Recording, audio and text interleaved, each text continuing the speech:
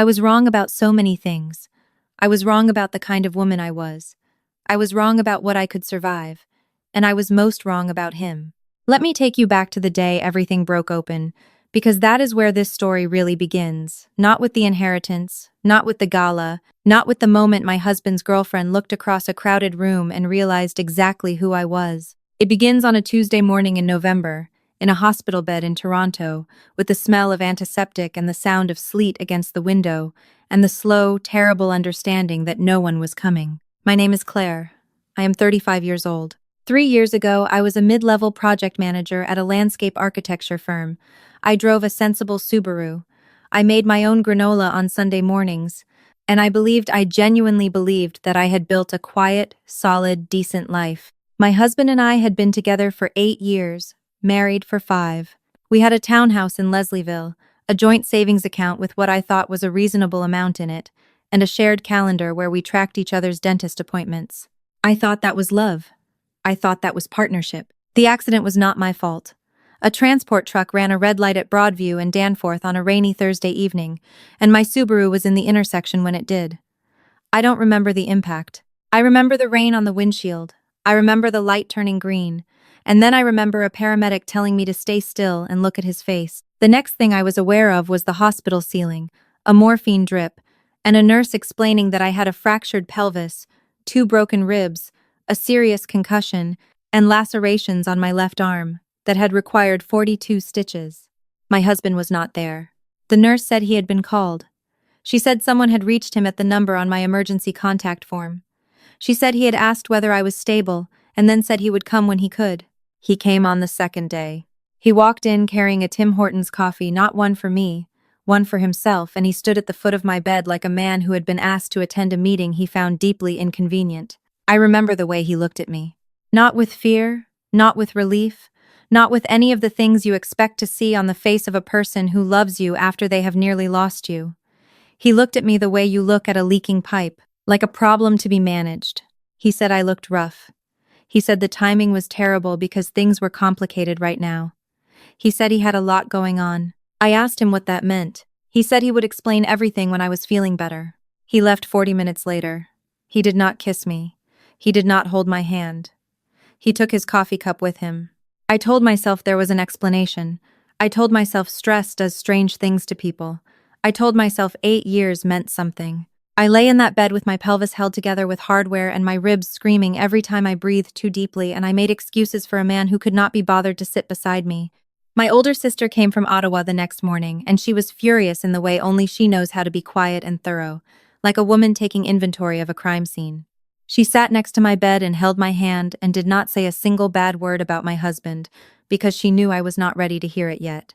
She just stayed. She brought me proper food from the Vietnamese place near the hospital that I love, and she rubbed lotion on my hands when they got dry from the hospital air, and she was there every day that he was not. He visited twice more in 3 weeks. Both times he seemed distracted. Both times he left early. It was my sister who noticed the problem with my phone first. She was trying to help me check my email. My hands were still shaky from the nerve damage in my left arm, and she accidentally opened my banking app. She did not say anything right away. She closed the app, handed me the phone, and said she was going to get us both a tea. She was gone for a long time. When she came back, her face was very careful and very still in the way that means she is choosing every word before she speaks. She said she thought I should look at my bank account. The joint savings account that my husband and I had built together over 5 years, the account that held just under $60,000, had been drained to zero. Not slowly, not over time. In a single transfer, 11 days after my accident, while I was in the hospital learning to use a walker. I stared at the screen for a long time. My sister held my hand. Neither of us said anything. I called the bank from my hospital bed that afternoon. I was told the transfer was authorized. I was told both account holders have equal rights to joint funds. I was told there was nothing the bank could do. I called my husband. He did not answer. I called again. He did not answer. I texted him. 3 days passed. When he finally called back, he did not apologize. He did not explain. He said the money was something he needed to sort out a situation, and that he had meant to tell me, but the timing had never been right, and that he hoped I understood this was not personal. He said the word situation 3 times without ever telling me what the situation was. Then he said something that I have thought about almost every day since. He said he thought it might be better if, when I was discharged, I stayed with my sister for a while. He said the townhouse was complicated right now. I asked him what complicated meant. He said someone was staying there. I asked who. There was a pause. Then he said her name. A woman from his office. A woman I had met at the firm's Christmas party 2 years ago.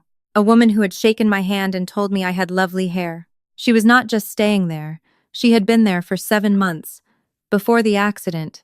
Before I had any idea that anything in my marriage was wrong. I did not cry on the phone. I don't know why. I think the shock was too clean. Too total, like a power outage. Everything going dark at once. I just said I understood, and I hung up. And then I lay there in the hospital bed in the November dark, and I understood, properly and completely, for the first time, that I was alone. My sister found a family lawyer the next morning. She booked the appointment herself, drove to the hospital, helped me into a wheelchair, and pushed me into a consultation room where a woman named Margaret sat across from us with reading glasses and a yellow legal pad, and the calm, unhurried manner of someone who had seen every version of this particular story before. Margaret listened to everything. She did not wince. She did not rush me. She did not look away.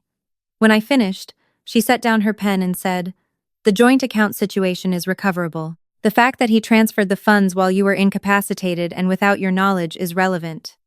We also need to talk about the matrimonial home." She said my name was on the deed.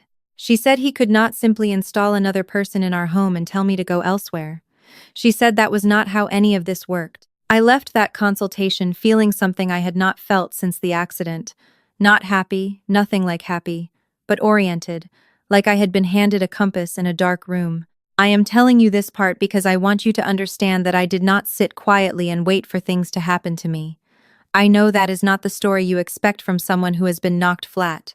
But I had a fractured pelvis and 42 stitches and $0 in my account, and I still picked up the phone and called a lawyer, because I had to be the one to hold the compass.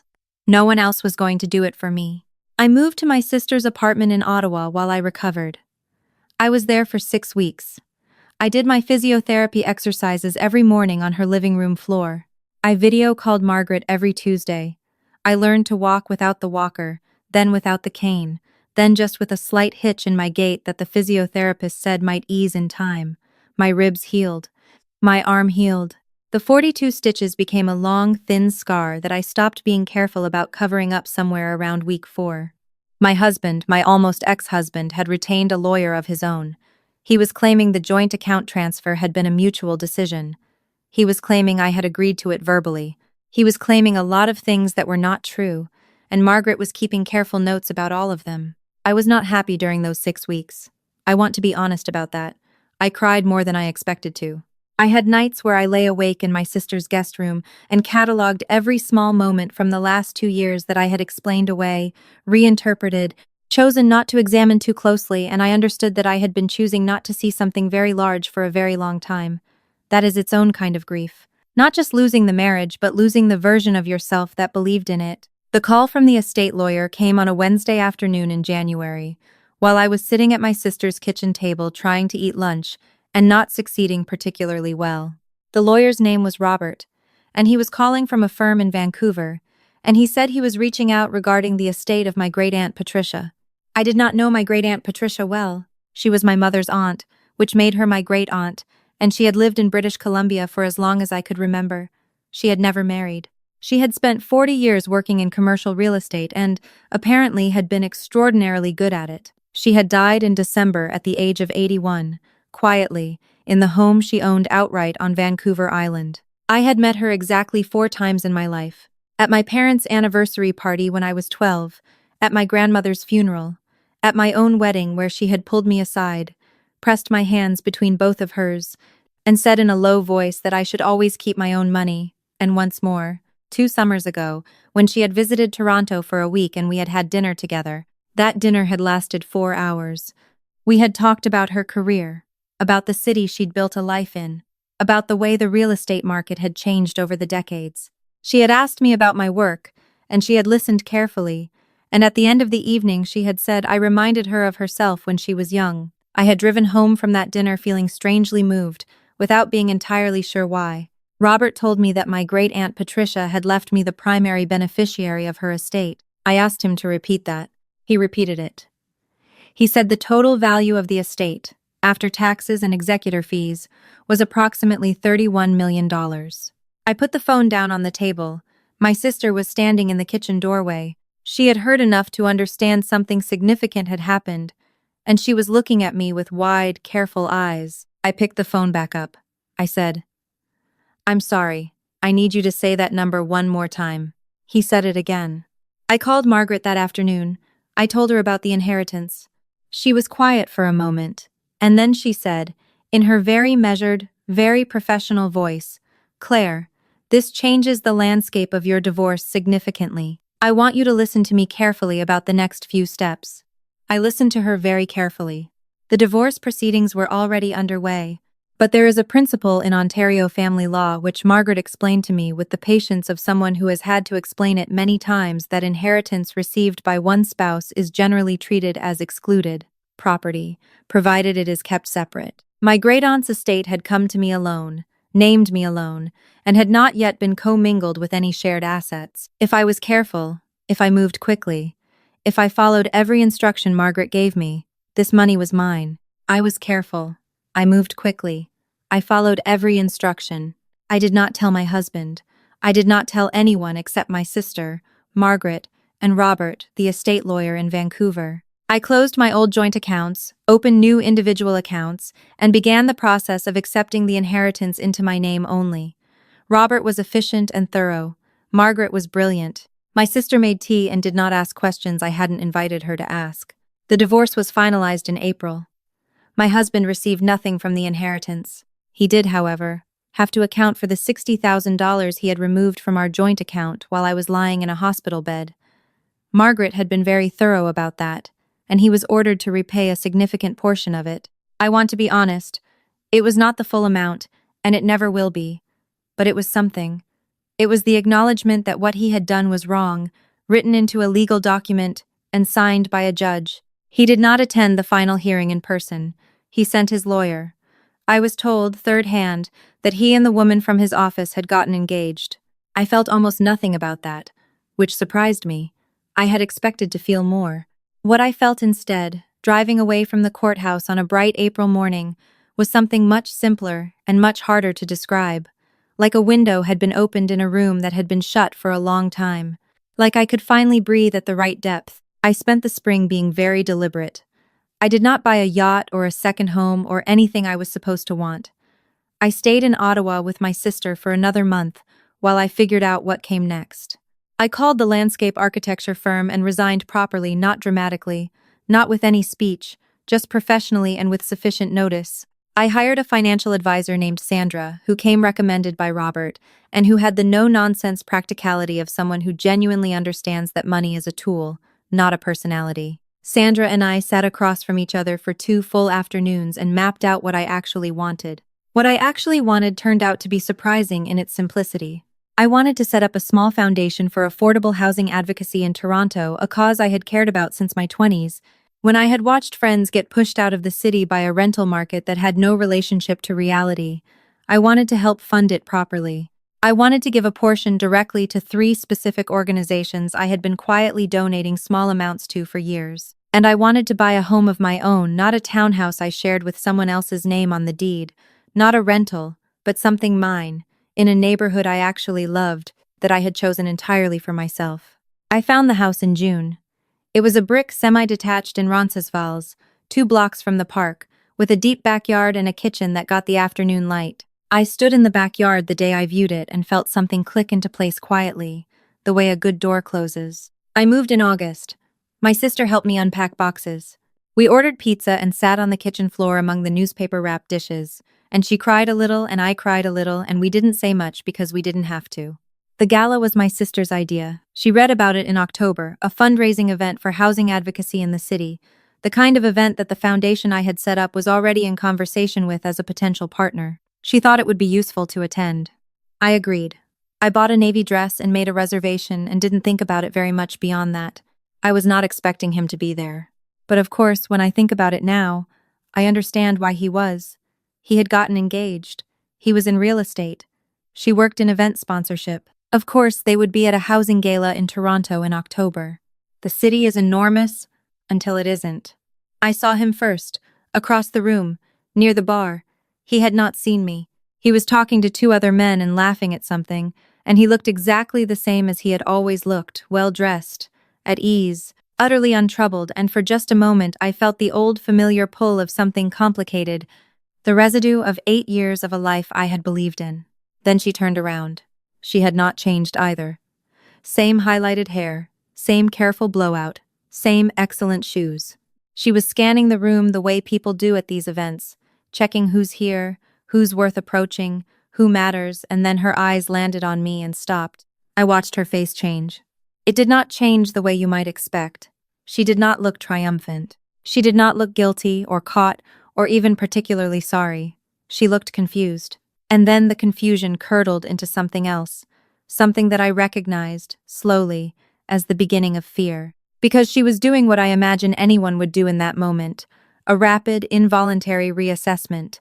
She had last known me as a woman in a hospital bed with no money and a fractured pelvis.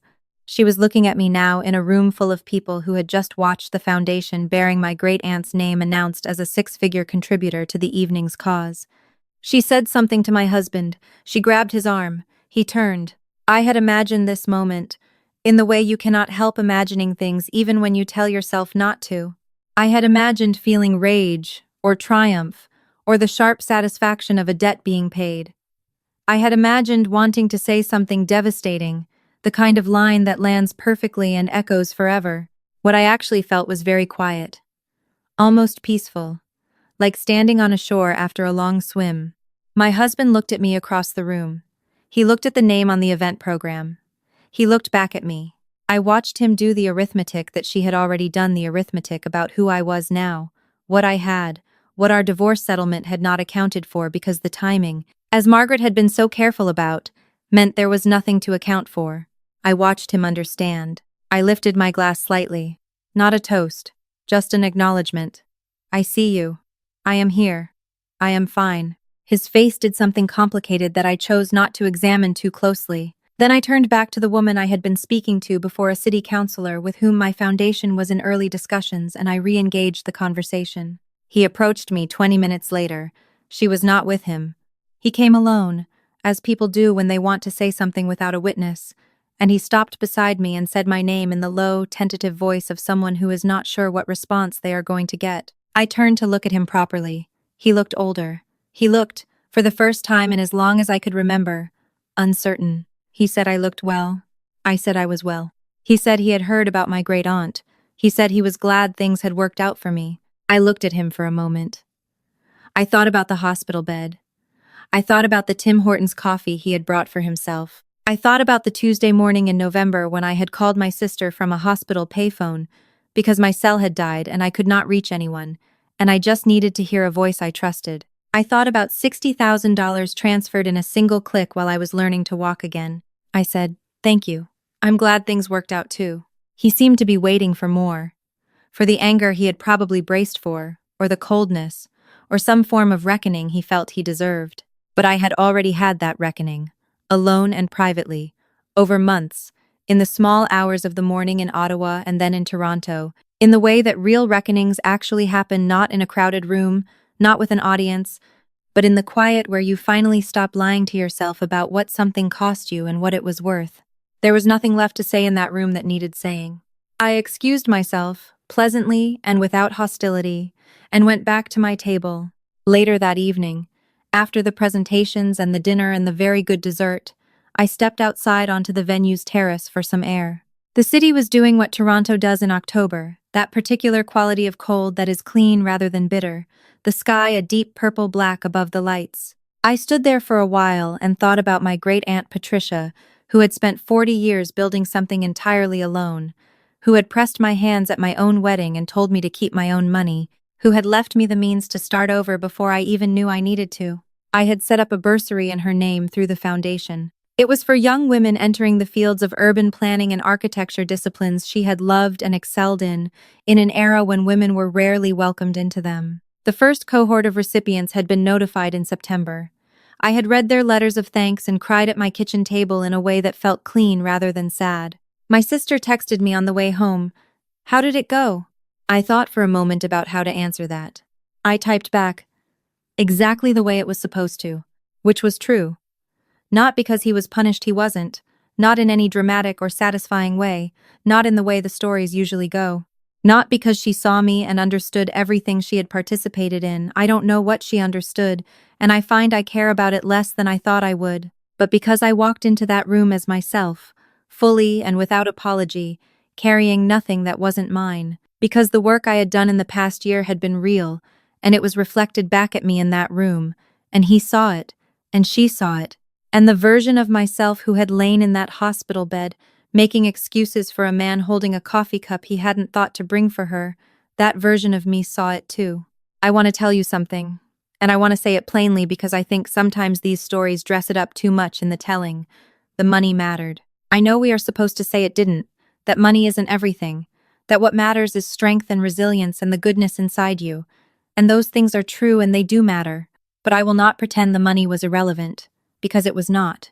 The money bought me time and a good lawyer, and a house with afternoon light in the kitchen, and the ability to do something meaningful with a cause I had cared about for years. The money gave me options that I would not have had without it. My great-aunt Patricia understood this. She understood it when she spent 40 years making it, and she understood it when she left it to me. And I think the greatest thing I can do to honor her is to be honest about it. What I can also tell you, just as honestly, is that the money did not put me back together. I did that. With my sister sitting across from me every morning, and Margaret on the phone every Tuesday, and a physiotherapist named Danny who made me laugh on the hard days, and the slow, deliberate, unglamorous work of deciding, every single day, that I was not going to build my life around what had happened to me. The money was the soil. What grew in it was mine. I am 35 years old. The scar on my left arm is still visible in certain light. My gait is mostly even now, though I notice it when I'm tired.